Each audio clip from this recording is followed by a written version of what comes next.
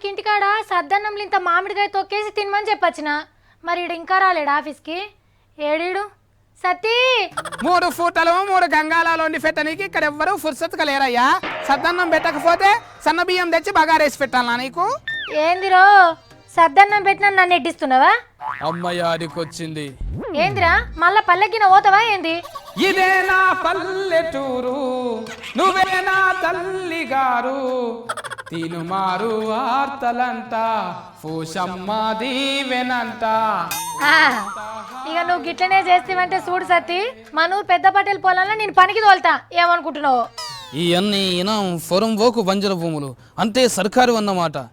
ఇది బలిసినోళ్లకు కాదు, పేదోళ్లకు మాత్రమే. నువ్వు మాటలతో నినకుంటే ఐతారం ఆర్తలలో కూడా కనబడకుండా పోతావు. బెదిరిస్తున్నావా సాఫిత్రక్క? నువ్వు బెదిరిస్తే బెదిరి ఆటో ఎక్కి ఊరికి పోనీకి బుగులు పడే గుండె కాదు నాది. ఏ ఆపర నీ అధిక ప్రసంగి, ఏంటి నీ మాటలు నీ ఆటలు? నీదే అధిక ప్రసంగం పిల్ల సావిత్రివారు.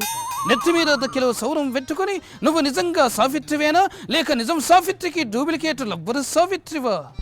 ఏంద్రా నువ్వు అడిగిన దానికి ఒక్కటి చక్కగా చెప్పవు. ఏం జన్మరా నీది? జన్మనా జాయతే క్షూద్ర సంస్కారాన జాయతే ద్విజ. పుట్టుకతో ప్రతివాడు బిత్తిరే. వాళ్ళ వాళ్ళ తెలివిని బట్టి కొలువులు వస్తాయి, కొలువులను బట్టి ఇలువలు పెరుగుతాయి. ఏ నీ డైలాగ్ లాపు. నీ తెలివి తెల్లారింది కానీ అసలు నువ్వు మనిషివేనారా? మినిస్టర్ సాఫిత్రక్క, ఎప్పుడు పాటతో సమాధానం చెప్పాలో ఎప్పుడు మాటతో సమాధానం చెప్పాలో మొత్తం నా కెరకే. నేను మనిషినే కదా. ఏం పుట్టిందిరా నీకు? మాట మాట్లాడితే డైలాగులు లేకుంటే పాటలు పాడుతున్నావేంది? జై బోలో తీన్ మారార్తలకు జై బోలో, మా సాఫిత్రక్కకు జై బోలో, సుజాత మంగ్లీలకు జై బోలో, రగన్న అశోకులకు జై బోలో, జై బోలో మన సినిమాలన్నిటికీ జై బోలో, మన శంకరన్నకి జై బోలో, జై బోలో. సతీ, భద్రాచలం, శ్రీరాములయ్య, జయం మనదేరా, యమజాతకుడు, ఎన్కౌంటర్ సినిమాల డైలాగులు పాటలు కదా ఇవన్నీ. అర్రే నీ తిప్పలన్నీ శంకరన్న కొత్తలతో సినిమా తీస్తున్నా అన్నాడు కదా, అందుకేనా నీకు ఛాన్స్ ఇస్తాడని ఇట్లా చేసినావు కదా? అవునక్క, నాలాక యాక్షనింగ్లు ఎవరు చేస్తారు? నన్నే హీరో లెక్క పెట్టుకుంటాడు, సినిమా కూడా తీస్తాడు. నేను పోయి కలిసి వస్తా. కలుస్తావు? నీకేడా దొరుకుతారా? అయినా కానీ శంకరన్న మేలు పెట్టమన్నారా? నీ లెక్క యాక్షనింగ్లు చేయమనిలే కలవమనిలే. వెళ్ళారు కంప్యూటర్లో పెట్టినాక కరెంటు పోతే నడమనే ఆగిపోతుంది. అది కరెంటు తంబాలు ఇరిగిపోతున్నాయి, ఇరికే గాలి దుంబాలు వచ్చి.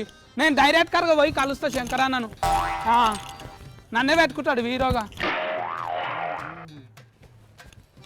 ఓన్నా శంకరన్న ఎక్కడ దిక్కుంటాడు ఇంట్లో? 6 ఫ్లోర్లో 601.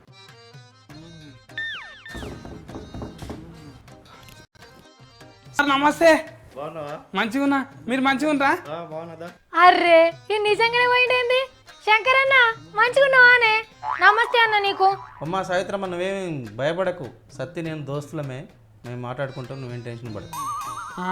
మన సినిమా ఎప్పుడు తీద్దాము? ఇక నువ్వు ఎప్పుడు వస్తే అప్పుడు నువ్వు రావాలి కదా సినిమాలోకి. మా అక్కనేమో అందులో కంప్యూటర్లో పంపి అంటున్నది ఫోటోలు. నేను అందుకే డైరెక్ట్గా వచ్చేసిన. మరి నాకున్నారా ఇంట్లో?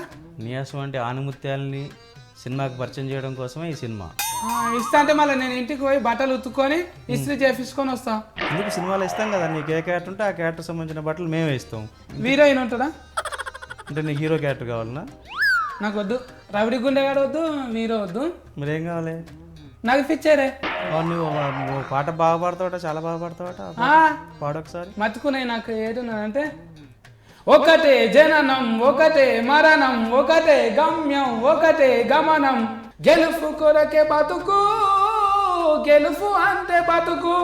Super super super super. ఇప్పుడు నేను యాక్షనింగ్ కోసమే వచ్చినా కదా సారు.